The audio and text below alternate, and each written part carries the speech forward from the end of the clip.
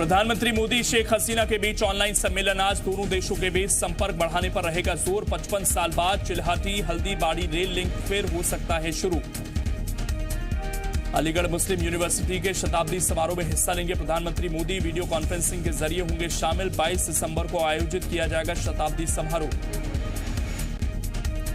रक्षा मामलों की संसदीय समिति की बैठक से राहुल गांधी और कांग्रेस सांसदों का वॉकआउट। कहा, सशस्त्र सेनाओं की वर्दी पर चर्चा कर बर्बाद किया समय, जबकि राष्ट्रीय सुरक्षा पर होनी चाहिए थी चर्चा।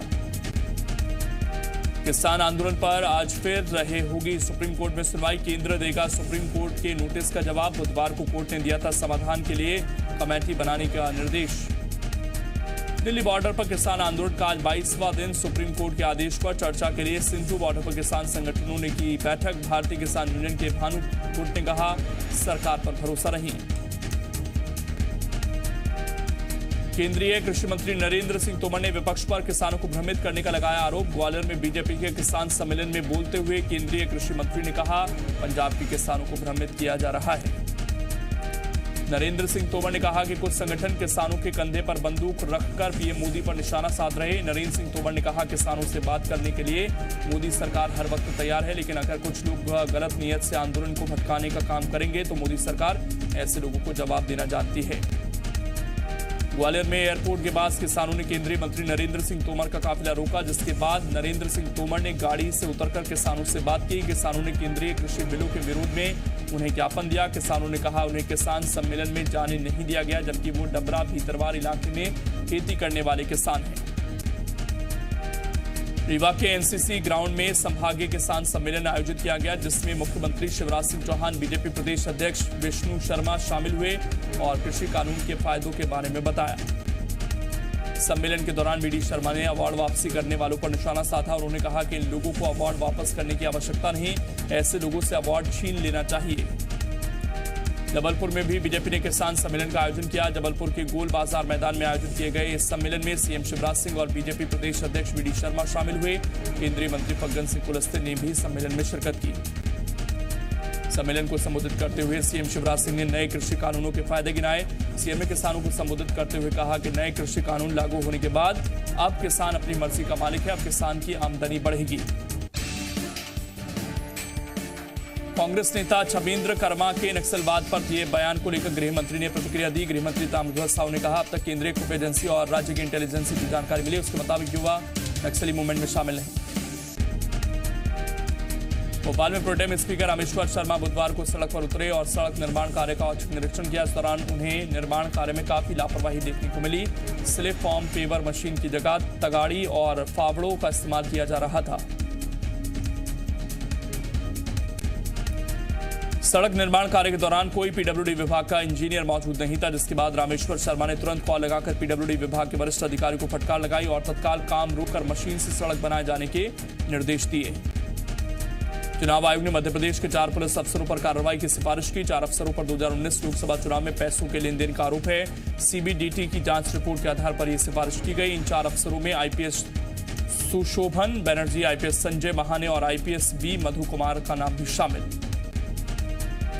तो वहीं राज्य पुलिस सेवा के अधिकारी अरुण मिश्रा के खिलाफ भी कार्रवाई की सिफारिश की गई है। चुनाव आयोग ने राज्य के चुनाव अधिकारी और मुख्य सचिव को कार्रवाई करने के निर्देश दिए हैं। केंद्र सरकार ने विवादित राशि पर इनकम टैक्स लगाने को लेकर विवाद से विश्वास नाम की स्कीम लॉन्च की है। इस स्कीम के संबंध में आयकर विभाग ने रायपुर में प्रेस कॉन्फ्रेंस की। आयकर विभाग के मुताबिक इस स्कीम के तहत विवादित राशि पर इनकम टैक्स भुगतान करने पर कोई भी पेनल्टी नहीं ली जाएगी। यह स्कीम डायरेक्ट इनकम टैक्स के कोर्ट में चल रहे मामलों पर लागू होगी। आयकर विभाग के मुताबिक भिलाई जोन में 1426, बिलासपुर जोन में 1233 और रायपुर जोन में 4725 अपील पेंडिंग है। इनमें से अब तक 1278 लोगों ने स्कीम के लिए अपील की है। इनकम टैक्स पेयर्स 31 दिसंबर 2020 तक स्कीम का फायदा ले सकेंगे। पूरे छत्तीसगढ़ में करीब 8000 करोड़ रुपए का आयकर भुगतान पेंडिंग है।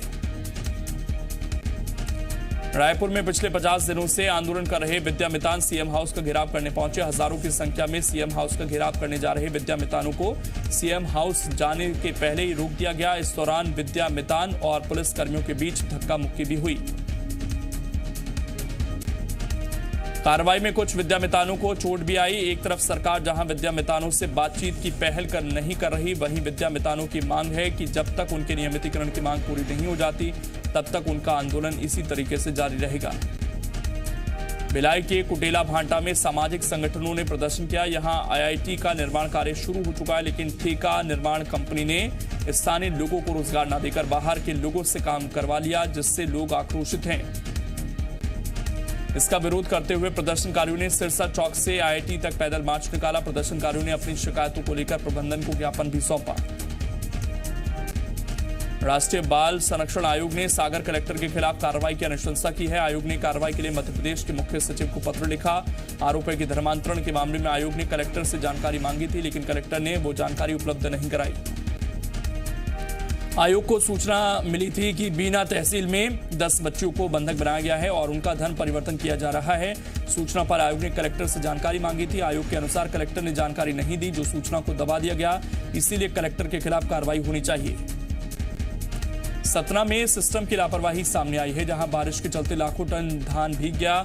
घटना किरहई गांव के ओपन वेयर हाउस खरीदी केंद्र की है, जहां धान खुले में रखा हुआ था। मौसम विभाग के बारिश के अलर्ट के बाद भी धान के बचाव के लिए कोई व्यवस्था नहीं की गई, जिसकी वजह से तौल का रखा गया पूरा धान भीग गया। कांकेर में NH30 पर कुलगांव के पास आदिवासी समाज के लोगों ने रामगमन पथ के रथ को रोक दिया। करीब 5 घंटे तक रथ वहां रुका रहा। इस दौरान मौके पर पहुंचे प्रशासनिक अधिकारियों ने उन्हें काफी समझाने की कोशिश की, लेकिन आदिवासियों ने सब कुछ अनसुना करते हुए शासन और प्रशासन के खिलाफ जमकर नारेबाजी की। प्रदर्शनकारियों ने कहा कि रामगमन पथ रथ को बस्तर संभाग के किसी गांव में नहीं जाने दिया जाएगा। कांकेर नैशा हाईवे पर इस रथ का जगह जगह स्वागत होना था, जिसे आदिवासी समाज के लोगों ने रोक दिया। आरोप लगाया कि भगवान राम से जुड़े किसी भी जगह से मिट्टी ले जाने की इजाजत नहीं है। सुकमा में सुरक्षा बलों को सफलता मिली। जवानों ने एक नक्सली को मार गिराया। तलाशी के दौरान जिले के जगरगुंडा इलाके में डीआरजी जवानों और नक्सलियों के बीच मुठभेड़ हुई, जिसमें एक नक्सली ढेर हो गया।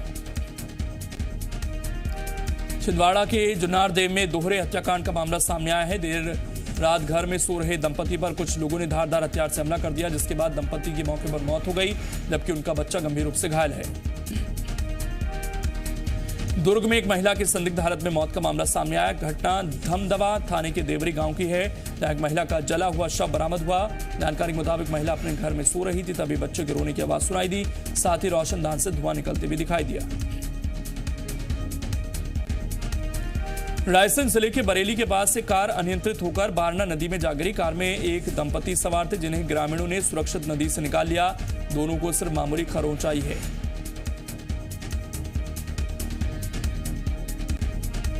उज्जैन में गुंडे, बदमाशों और अवैध कारोबारियों पर लगातार कार्रवाई चल रही है। अवैध शराब के कारोबार के आरोपी रोहित जूनवाल के हवासा स्थित घर पर कार्रवाई की गई। इस दौरान एक बड़ा हादसा भी टल गया। घर को जब गिराने की कार्रवाई चल रही थी, इसी दौरान अचानक घर भरभरा कर गिर गया।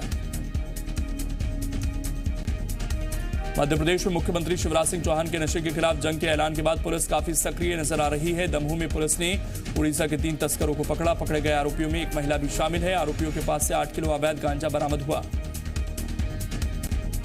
निवाड़ी में किसान के खेत से करीब 4 लाख रुपए का गांजा बरामद हुआ। मामला पृथ्वीपुर थाना क्षेत्र के खिरक गांव का है, जहां किसान खेत में अवैध रूप से गांजे की खेती कर रहा था। मुखबिर से मिली सूचना के बाद पुलिस ने किसान के खेत पर छापा मारा, जहां से 1 क्विंटल से ज्यादा गांजा बरामद हुआ। मुरैना पुलिस ने एक युवक की हत्या की गुत्थी को सुलझा लिया। 4 दिन पहले पगारा डैम के पास गिरिराज कुशवाहा नाम के युवक का शव मिला था। पुलिस ने बताया कि प्रेम प्रसंग में यह हत्या की गई। जानकारी के मुताबिक मृतक का जिस लड़की से संबंध था, वो उसके बहन के ससुराल की थी। आरोप है कि प्रेमिका के मंगेतर ने युवक को काफी समझाया, लेकिन युवक नहीं माना, जिसके बाद उसने 3 लोगों के साथ मिलकर इस वारदात को अंजाम दिया। जांजगीर चांपा में नशे की हालत में एक युवक ने मोबाइल टावर से कूदकर जान दे दी। मामला पामगढ़ का है, जहां शराब के नशे में युवक टावर पर चढ़ गया, जिसके बाद परिजनों और पुलिस ने उसे समझाने की काफी कोशिश की, लेकिन नशे में धुत युवक ने टावर से छलांग लगा दी। जस्टिस मोहम्मद रफीक अब मध्य प्रदेश हाईकोर्ट के नए मुख्य न्यायाधीश होंगे। जस्टिस रफीक फिलहाल उड़ीसा हाईकोर्ट के चीफ जस्टिस हैं। वहीं एमपी हाईकोर्ट की जबलपुर बेंच के acting chief justice Sanjay Yadav को इलाहाबाद हाईकोर्ट और इंदौर बेंच के जस्टिस सतीश चंद्र शर्मा को कर्नाटक में ट्रांसफर किया गया है। भोपाल में केरवा डैम के पास एक बाघिन और उसके 3 शावक देखे गए, जिनके बाद इलाके में सनसनी फैल गई। बाघिन और तीनों शावकों को रात में घूमते देखा गया। घटना का वीडियो सोशल मीडिया पर वायरल। 19 दिसंबर को शिवराज सरकार के खिलाफ कांग्रेस के विरोध दिवस मनाने पर बीजेपी ने कांग्रेस पर निशाना साधा। बीजेपी का कहना है कि पहले कांग्रेस को नेता ढूंढो दिवस मनाना चाहिए, क्योंकि कमलनाथ कांग्रेस के हर कार्यक्रम से गायब है। मंत्री विश्वास सारंग ने प्रदेश के मेडिकल कॉलेजों और उनसे जुड़े अस्पतालों के डीन के साथ बैठक की। वीडियो कॉन्फ्रेंसिंग के जरिए हुई इस बैठक में चिकित्सा शिक्षा मंत्री ने 13 मेडिकल कॉलेजों में इलाज और फायर सेफ्टी की रिपोर्ट ली। मंत्री विश्वास सारंग ने सभी मेडिकल कॉलेजों में हॉस्पिटल मैनेजमेंट सॉफ्टवेयर का इस्तेमाल किए जाने के निर्देश दिए। साथ ही सीएम हेल्पलाइन के मामलों का तय समय के अंदर निराकरण करने को भी कहा। चिकित्सा शिक्षा मंत्री ने निर्देश दिए कि सभी मेडिकल कॉलेजों के अस्पतालों में आयुष्मान योजना का लाभ ज्यादा से ज्यादा लोगों को मिले। किसान आंदोलन को अब एकता परिषद का भी समर्थन मिलने जा रहा है। परिषद के सदस्य आज से नरेंद्र सिंह तोमर के संसदीय क्षेत्र मुरैना से दिल्ली तक पदयात्रा निकालेंगे और फिर आंदोलन में शामिल होंगे। यात्रा में प्रदेश भर के किसान शामिल होंगे। भोपाल के एक सिनेमा घर में अब लोग शॉपिंग करने जा रहे हैं। कोरोना काल में आर्थिक तंगी से परेशान सिनेमाघर संचालकों ने हॉल में कपड़े की दुकान खोल दी है।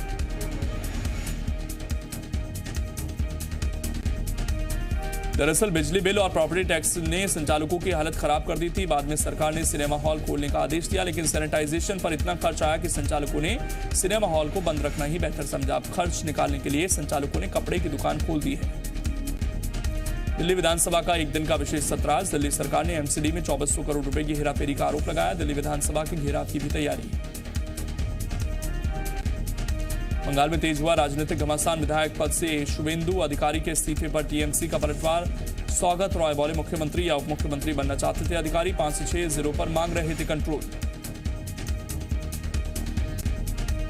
आज से मुंबई लोकल की सेंट्रल लाइन पर चलेगी 10 एसी ट्रेनें। छत्रपति शिवाजी टर्मिनस से कल्याण के बीच यात्रियों के लिए बड़ी खुशखबरी। रेलवे ने यात्रियों से की है कोविड गाइडलाइन का पालन करने की अपील। स्वदेशी कोरोना वैक्सीन पर आई खुशखबरी। कोवैक्सीन के पहले फेज के ट्रायल में नहीं पाया गया कोई साइड इफेक्ट।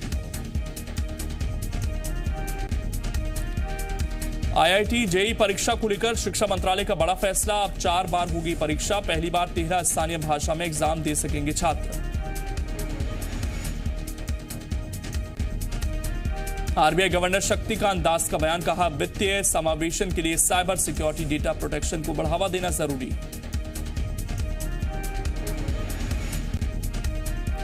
एसबीआई ने जीडीपी अनुमान को सुधारा। कहा बेहतर हो गई है इकोनॉमी की चाल।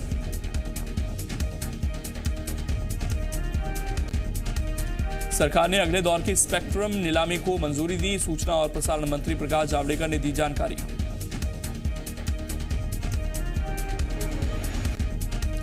बीपीसीएल को खरीदने की तैयारी में वेदांता ने 59,000 करोड़ रुपए की बोली लगाई।